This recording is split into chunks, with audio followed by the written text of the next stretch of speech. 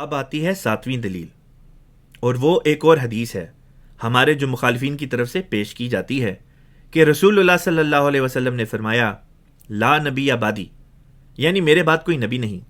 سوال پیدا ہوتا ہے کہ یہ قول آپ نے کب اور کس پس منظر میں بیان فرمایا؟ یہاں پر یہ علماء کرام ڈنڈی مار جاتے ہیں اور سیاق کو سباق عوام الناس کے سامنے پیش نہیں کرتے، اور جو کرتے بھی ہیں وہ ایسا نتیجہ نکالتے ہیں جو قرآن و حدیث کے واضح بیانات کے خلاف جا پڑتا ہے۔ سیاق و سباق یہ ہے کہ غزوہ تبوک کے موقع پر رسول اللہ صلی اللہ علیہ وسلم نے مدینہ میں سیدنا علی رضی اللہ تعالیٰ عنہ کو امیر یعنی مدینہ کا امام مقرر فرمایا۔ حضرت علی کے لیے پیچھے رہ جانا ان کے لیے دوہرا صدمہ تھا، یعنی وہ یہ سمجھتے تھے کہ ایک تو میں جہاد سے محروم رہ جاؤں گا اور دوسرے لوگ بھی باتیں بنائیں گے کہ رسول اللہ ناراض ہیں، اسی لیے عورتوں اور بچوں کا امیر بنا کر جا رہی ہیں۔ یہ بات حضرت علی نے رسول اللہ صلی اللہ علیہ وسلم سے منوان اسی طرح عرض کر دی۔ اس پر رسول اللہ صلی اللہ علیہ وسلم نے آپ کو تسلی دیتے ہوئے فرمایا کہ رسول اللہ آپ کو کسی ناراضگی کے باعث چھوڑ کے نہیں جا رہے، بلکہ جس طرح موسیٰ علیہ السلام اپنی غیر حاضری میں ہارون علیہ السلام کو اپنی قوم پر وقتی طور پر امیر بنا کر گئے تھے، ٹھیک اسی طرح رسول اللہ صلی اللہ علیہ وسلم سیدنا علی کو وقتی طور پر اپنی غیر حاضری میں قوم پر امیر بنا کر جا رہے ہیں۔ لیکن ساتھ یہ تاکید بھی فرما دی کہ وہاں موسیٰ اور ہارون دونوں ہی نبی تھے، لہٰذا آپ یہ نہ سمجھ لیجئے گا کہ آپ بھی ہارون علیہ السلام کی طرح میرے ساتھ نبی ہیں۔ یہاں نبی صرف میں ہی ہوں، اے علی آپ نہیں، غیر انک لست نبی۔ اور اسی حدیث کے ایک مختلف ورژن میں فرمایا کہ لا نبی بعدی، لیکن میرے بعد نبی نہیں، یعنی آپ میرے بعد نبی نہیں ہیں۔ یہ حدیث اس خاص موقع پر بیان فرمائی گئی، اس کے مخاطب صرف حضرت علی کرم اللہ وجہہ کی ذات تھی، نہ کہ بعد کے زمانے کے لوگ، کیونکہ زمانے کے لحاظ سے بعد میں ایک نبی کے آنے کی بشارت تو رسول اللہ صلی اللہ علیہ وسلم خود دے چکے تھے۔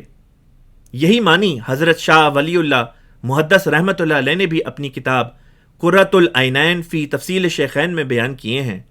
اس پر یہ کہہ دینا کہ اگر امت میں کوئی نبی ہو سکتا تھا تو اس موقع پر حضرت علی کو کہا جاتا کہ وہ امتی نبی ہیں۔ جب علی امتی نبی نہیں ہو سکتے تو کوئی بھی امتی نبی نہیں ہو سکتا، لہٰذا اس بات کا جواب بھی سماعت فرما لیں۔ پہلی بات تو یہ کہ اگر رسول اللہ صلی اللہ علیہ وسلم کی آمد کے بعد اب نبی کی ضرورت ختم، تو پھر کوئی نبی نہیں آ سکتا، نہ امتی نہ غیر امتی، نہ نیا اور نہ ہی پرانا۔ لیکن اس کے باوجود آپ غیر احمدی حضرات سیدنا عیسیٰ علیہ السلام کی اڈیک لگائے بیٹھے ہیں۔ آپ لوگوں کے منطق کے مطابق اپنے گھر کو بچانے کی ضرورت ہو تو ہمسائے کی مدد آپ کو منظور ہے، لیکن اگر اپنے ہی گھر کا فرزند اگر مدد کے لیے اٹھے تو وہ آپ کو ناگوار گزرتا ہے اور منظور نہیں، اور پھر دعویٰ آپ کا یہ کرنا ہے کہ آپ بہترین امت ہیں۔ اب لیتے ہیں دوسری بات۔ رسول اللہ صلی اللہ علیہ وسلم نے خود بیان فرما دیا تھا کہ امت محمدیہ کا موازنہ امت موسویہ کے ساتھ ہے۔ امت موسویہ میں ایک نبی کی وفات کے بعد اس کا جانشین بھی نبی ہی ہوتا تھا، لیکن میری امت میں ایسا نہ ہوگا۔ آپ صلی اللہ علیہ وسلم کے بعد آپ کا جانشین نبی کے بجائے خلیفہ ہوگا۔ اس کی وجہ کیا تھی؟ یہی کہ نبی بے موسم یا بے وقت نہیں آیا کرتے۔ نبی کے آنے کا بھی وقت ہوتا ہے اور جانے کا بھی، اور قرآن کریم سے اور احادیث سے پتہ چلتا ہے کہ وہ وقت کب آتا ہے اور اس امت میں بھی کب آنا تھا۔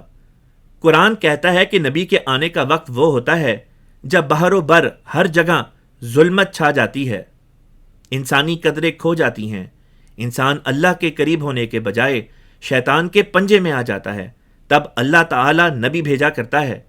احادیث میں رسول اللہ صلی اللہ علیہ وسلم نے ایسے دور کی وضاحت کر کے بتا بھی دیا کہ اس امت پر بھی وہ وقت آئے گا کہ اسلام صرف نام کا اور قرآن صرف لکھے جانے کے لحاظ سے باقی رہ جائے گا، حقیقت میں اس کی تعلیمات پر عمل نہیں ہوگا۔ علماء اس وقت کے بدترین اخلاق کے حامل ہوں گے، مثلاً جیسے بعض لوگ دوسروں کی قابل احترام شخصیات کو بابے اور دجال کے الفاظ سے موسوم کرتے ہیں۔ نیز یہ علماء جہالت پر مبنی فتوے دیں گے، خود بھی گمراہ ہوں گے اور لوگوں کو بھی گمراہ کریں گے۔ مساجد ایسے علماء کی نمازیوں سے بھری تو ضرور ہوں گی، لیکن ہدایت سے خالی ہوں گی۔ شراب خوری، جوا، زنا اور دیگر جرائم اور گناہ عام ہو جائیں گے۔ سوال پیدا ہوتا ہے کہ تب دنیا کو ہدایت کی طرف لانے کے لیے اللہ تعالیٰ کسی نبی کو بھیجے گا یا نہیں؟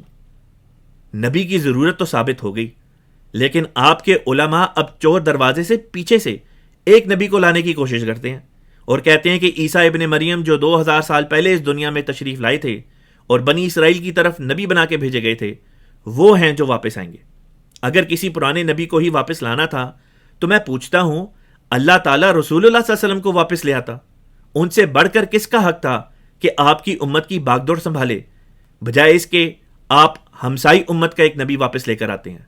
اس پر آپ علماء کہہ دیتے ہیں کہ جی وہ حضرت عیسیٰ علیہ الصلوۃ والسلام کو چونکہ اللہ تعالیٰ نے پچھلے 2000 سال سے زندہ رکھا ہوا ہے تو یہی مصلحت ہے کہ تاکہ وہ امت کی بھاگ دوڑ آ کے سنبھالیں۔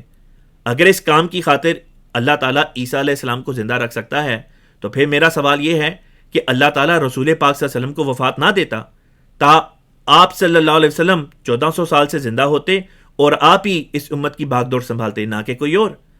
بات دراصل یہ ہے، قرآن پاک کی 30 آیات اور متعدد صحیح احادیث مبارکہ سے یہ بات ثابت ہوتی ہے کہ عیسیٰ ابن مریم علیہ السلام جو بنی اسرائیل کی طرف نبی بنا کے بھیجا گیا وہ تو وفات پا چکے ہیں، لہٰذا وہ بہرحال واپس نہیں آ سکتے۔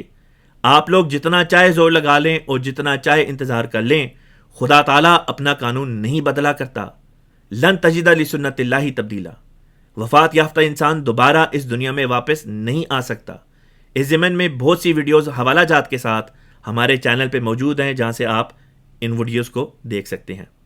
اب تیسری بات، خود رسول اللہ صلی اللہ علیہ وسلم نے فرمایا ہے میری روشنی ایسی نہیں کہ میری وفات کے ساتھ ہی اس دنیا سے غائب ہو جائے، میری روحانی روشنی میرے ساتھ زمین سے رخصت نہیں ہو جائے گی، بلکہ میری صدی بہترین صدی ہے، پھر وہ صدی جو اس کے بعد ہے اور پھر وہ جو اس کے بعد ہے، یعنی ان 3 صدیوں کے بعد امت میں گمراہی اور روحانی انحطاط کا دور آیا ہے جو 1000 سال پر ممتد رہا ہے۔